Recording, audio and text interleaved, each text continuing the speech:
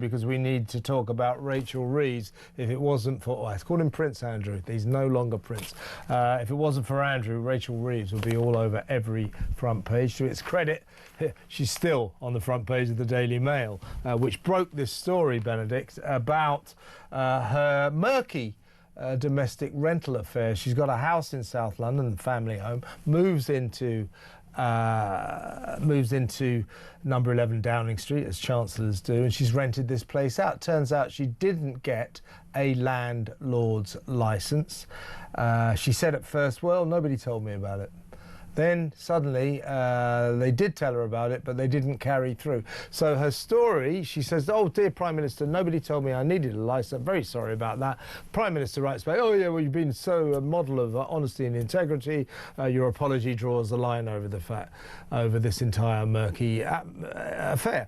Next day, the letting agent said, well, we did tell her, but it was our fault because we didn't really follow up on it. So she then writes to the Prime Minister again and says, oh, well, I found another letter now with an email they did tell us about it, but we all sort of forgot about it.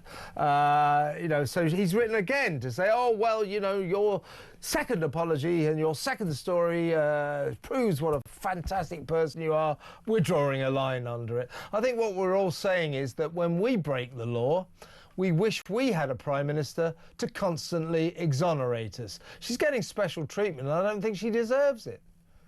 Yeah, you're quite right. Thank you for sparing me from having to talk about Andrew, by the way. That's a small mercy, but thank you so much. I think everybody's glad. I think, honestly, it's one of those things where I think people would be more than prepared to accept that maybe it was an oversight and maybe it wasn't her fault, if it wasn't for the fact that this is this is just another example of so many senior politicians in this Labour government who have made mistakes or dropped the ball or forgotten about sort of things. Be it Louise Haigh, be it the former Deputy Prime Minister Angela Rayner. There are so many people who just seem to, have casually done the wrong thing, and they just weren't aware that what they'd done was in fact the wrong thing, even though, in this case, she just happens to be the Chancellor of the Exchequer. These are the people that set the laws and ought to be aware of the laws of the country that govern the rest of us. As you say, the rest of us would not be permitted any kind of special treatment in this case. I think it's very clear that she should have to pay back the money that she's earned on this property because she didn't have a license. Now, technically her tenants will be able to claim back the rent that they have paid for living in an unlicensed property. You'd think actually that the first thing that the Prime Minister would do is slap people down a little harder for this, to say, look, we're supposed to be setting an example here. We're ostensibly going to be putting in, and especially in the case of Rachel Reeves, huge tax rises in a couple of weeks on working people up and down this country. We're going to be trying to take huge amounts of their assets as well, if we can. I need to make a better example of people, the very people who are going to be stood at the lectern making these decisions. He's not done that. As you say, he's received one story, said, oh, that's all right then. Received another one and gone, oh, that's all right then. What exactly, what do we have here in terms of leadership? How are people supposed to sit there and listen to the rises that are coming down the line and think that it's in any way fair when he just turns a blind eye to this behaviour? Yeah, don't forget, he is the Prime Minister who said that law makers cannot be law breakers. She's broken the law.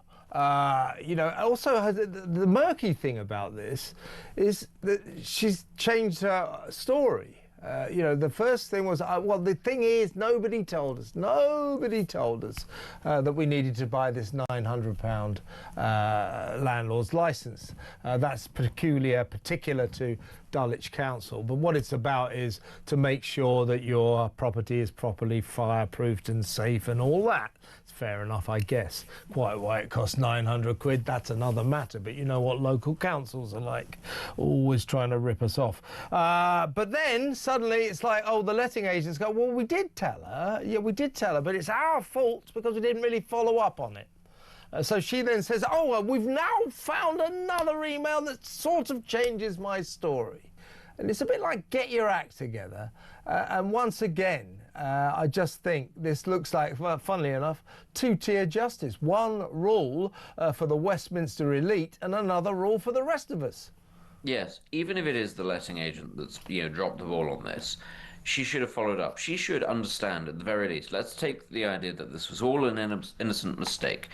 She knew that there was a license that was needed, as you say. This has already been revealed now, and she's had to write to the Prime Minister to go, oh, whoops, yeah, maybe I did, and I maybe wasn't entirely forthcoming. But she knew that this license existed, and as the incoming Chancellor of the Exchequer, as she was at the time, she should have known full well she would be placed under even greater scrutiny. It's not a good enough excuse to say, oh, well, it's the letting agent's fault. They dropped the ball, having made it clear to them that they would need this. She should have followed up, or her husband should have followed up and said, hang on, where is this license? Because I would have thought, just putting this out there, if you're renting out a property and you're told you need a license to do this, that would be a great big alarm bell going, this is something you need to do, and somebody may dig into it at some point. But the other thing that I would say is, and I also sort of talked about this at the time when it came to Angela Rayner, why isn't the big takeaway for Labour MPs and Labour ministers from all of these little things that life in the UK is becoming A, increasingly expensive,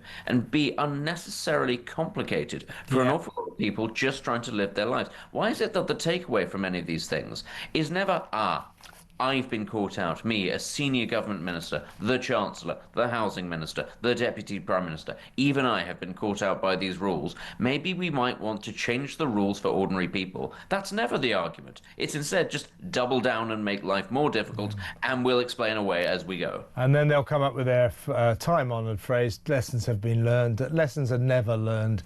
Benedict, great to talk to you. Benedict Spence, their political commentator.